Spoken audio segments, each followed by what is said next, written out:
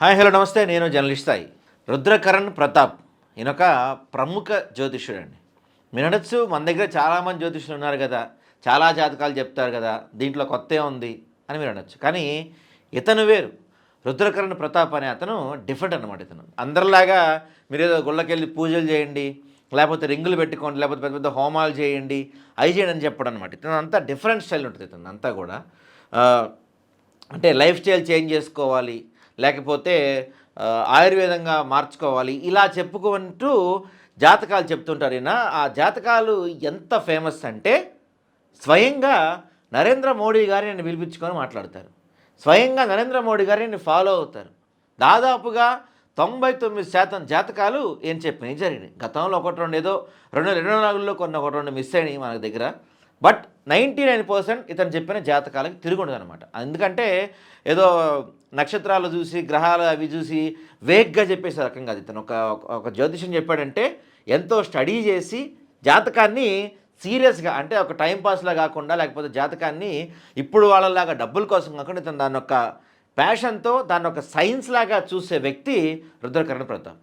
ఈయన జాతకాలన్నా, ఈయన ప్రెడిక్షన్స్ అన్నా దేశవ్యాప్తంగా ఎంతో క్రేజ్. ఎందుకంటే ఏం చెప్పినవి దాదాపు 90% నిజమేండి. ఎవరు ఊహించని స్థాయిలో చెప్పారు. ఉదాహరణకి పంజాబ్లో మూసేవాల సిద్ధుకు సంబంధించిన అతను చనిపోతాడని చెప్పింది ఇతనే. ఒక 1.5 year పాటు కనీసం ఈ ఊరిలో ఉండొద్దు, అక్కడి నుంచి వేరే ఊరు వెళ్ళిపోమని చెప్పి ప్రెడిక్ట్ చేసింది ఇతనే. కానీ అతను దాన్ని పట్టించుకోలేదు, చనిపోయినందుకు తెలిసిన విషయమే.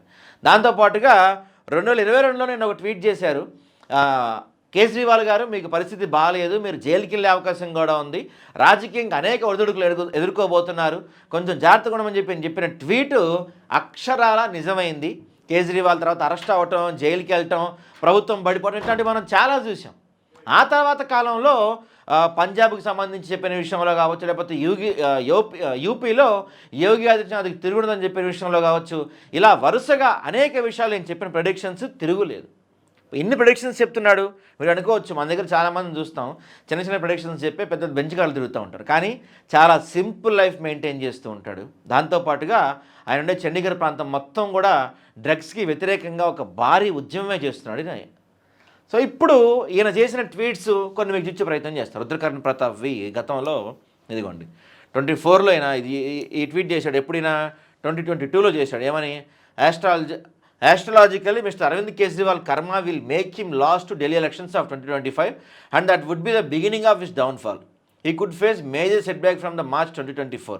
I guess I know who the next Delhi CM would be but will keep that for another day అని చెప్పి నాకు ట్వీట్ చేశాడు. అంటే ఈయన ఇంకోటి కూడా అండి, ఇప్పుడు చాలామంది ఏం చెప్తారంటే ఆ హోమం చేస్తే అయిపోద్ది, లేకపోతే ఆ రింగ్ ఏదో పెడతారుగా, ఆ రింగ్ పెట్టుకుంటే అయిపోద్ది అని చెప్తూ ఉంటారు. కానీ ఈయన మీ కర్మని నేను మార్చలేను,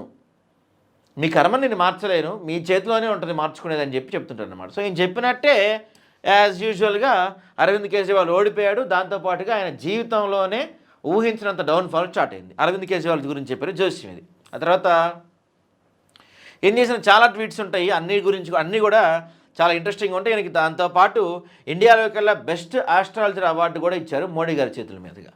సో అంత గొప్ప వ్యక్తి అనమాట ఇతను. జస్ట్ ఒకటి రెండేవో మిస్ అయినవి తప్పించి అంతా బాగా జరిగినాయి, ఇతను చెప్పినవి అన్నీ జరిగినాయి. దాంతోపాటుగా వార్ గురించి కూడా చెప్తూ ఉంటాడు ఆయన. The ongoing war involving Iran, the United States and Israel is already impacting us directly.